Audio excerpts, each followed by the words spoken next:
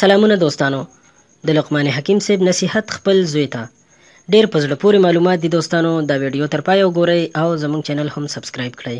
لقمان حکیم صاحب خپل زوی ته نصیحت کوو. ورته یې وویل: ای زویه، په چوپ کېناستو به هیڅکله پښیمانه نشي. د کوم کوهي نه دي چې اوبه وڅښلې، په هغې کې کاڼي مه غورځوه. خپله ژبه په اللهم اغفر لي باندې عادت کړه، ځکه د الله تعالی څه داسې وختونه هم شته چې په هغې کې د سوال کوونکي سوال نه واپس کیږي. یوه چڼچڼه چې ستا په واک کې وي، دا غوره دي د هغه غوی نه چې د بل په واک کې وي. د تکبر له وجې خندا مه کوه او د هغې شیانو باره کې پوښتنه مه کوه چې مناسب نه وي. دوه شیان هیڅکله مه یادوه. یو هغه بدي چې تا سره خلکو کړي وي، دویم هغه نیکي چې تا د نورو خلکو سره کړي وي. خلکو چې کله په خپلو ښایسته خبرو فخر کوو، نو ته په چوپ کېناستو فخر وکړه.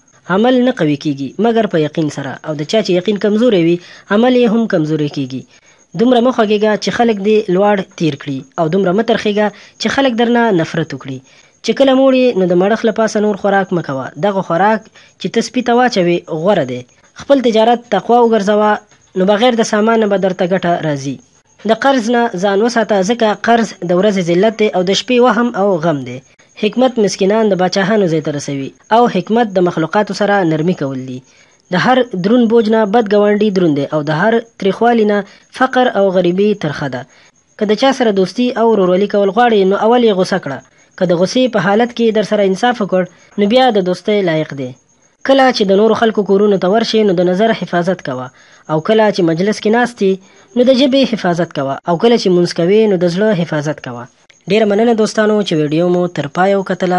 له همدغسې نورو په زړه پورې ویډیوګانو لپاره در سره زموږ د چینل د سبسکرایب بټن ووهئ، ورسره خوا کې د بیل نشان هم ووهئ، چې تاسو ته نور همدغسې په زړه پورې ویډیوګانې جوړ کړو او تاسو ترې خوند او ګټه واخلئ.